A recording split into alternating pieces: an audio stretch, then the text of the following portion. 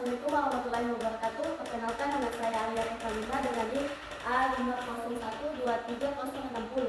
Di sini saya akan memaparkan materi tentang landasan psikologis. Baik, materi pertama yaitu pemahaman landasan psikologis. Landasan psikologis dapat didefinisikan sebagai suatu landasan yang dijadikan sebagai titik tolak dalam proses pendidikan yang membahas berbagai informasi tentang jiwa atau psikis manusia yang selalu mengalami perkembangan dari bayi sehingga usia lanjut sehingga dapat memudahkan pelaksanaan proses pendidikan. Baik, yang kedua ada pengertian landasan psikologis. Psikologis berasal dari kata Yunani yaitu psichi yang artinya jiwa. Logos berarti ilmu pengetahuan. Jadi secara etimologis psikologis berarti ilmu yang mempelajari tentang jiwa, baik mengenal gejalanya, prosesnya maupun latar belakangnya. Menurut data, psikologis atau ilmu jiwa adalah ilmu yang mempelajari jiwa manusia. Jiwa itu sendiri adalah roh dalam keadaan mengendalikan jasmani yang dapat dipengaruhi oleh alam sekitar. Kondisi psikologis adalah kondisi karakteristik psikofisik manusia sebagai individu yang dinyatakan dalam berbagai bentuk perilaku dalam interaksinya dengan lingkungannya. Perilaku merupakan manifestasi dari ciri-ciri kehidupan baik yang tampak maupun tidak tampak, seperti perilaku kognitif, efektif, dan psikomotorik. Baik, yang ketiga ada pemahaman landasan psikologis terkait pedoman Indonesia yaitu Pancasila. Penanaman nilai-nilai Pancasila yang dilakukan melalui berbagai disiplin ilmu tidak mengecualikan psikologi. Salah satu pendekatan yang dilakukan untuk menyampaikan makna penting Pancasila adalah dari sisi psikologis. Psikologis merupakan salah satu disiplin ilmu yang pembahasannya berfokus kepada karakteristik manusia. Pendekatan pengenalan makna Pancasila di sini difokuskan pada prinsip dan dimensi nilai-nilai yang ada dalam diri manusia itu sendiri. Baik, selanjutnya ada perkembangan landasan psikologis.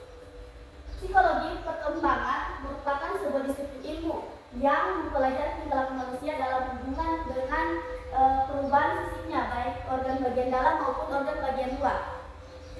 Juga perkembangan mental psikologis yang terjadi pada diri anak, yang mencakup segala aspek mental psikologis anak.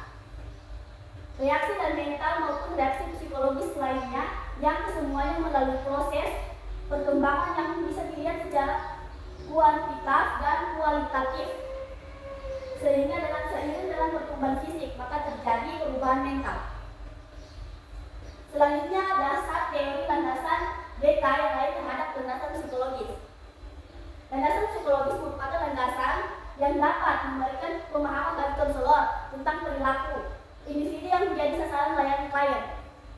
Untuk kepentingan bimbingan dan konseling, beberapa kajian psikologis yang perlu dikuasai oleh konselor adalah tentang motif dan motivasi, pembawaan dan lingkungan, perkembangan individu, belajar, dan kepribadian.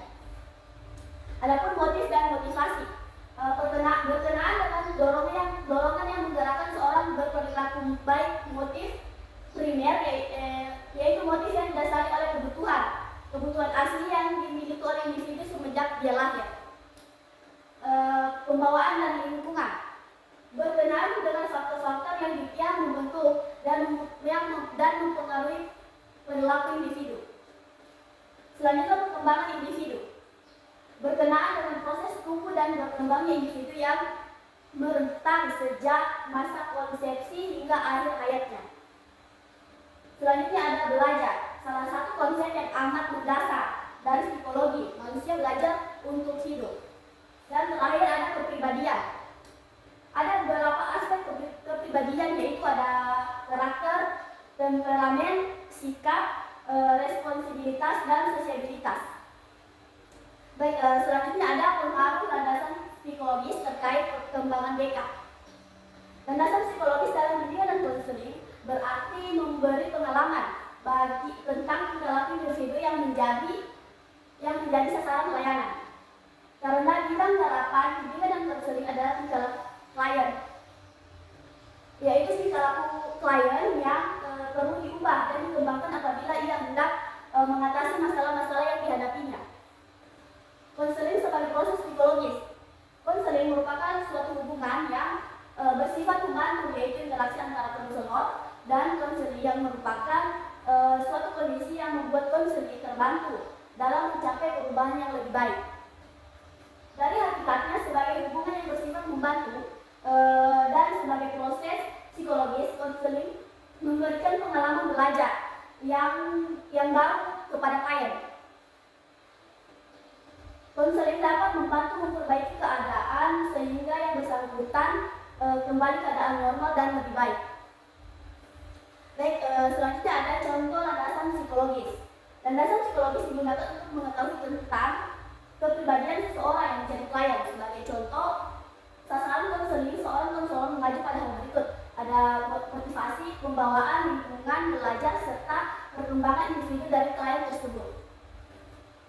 Baik, itu saja materi pemaparan materi dari saya. Saya akhiri. Assalamualaikum warahmatullahi wabarakatuh dan terima kasih.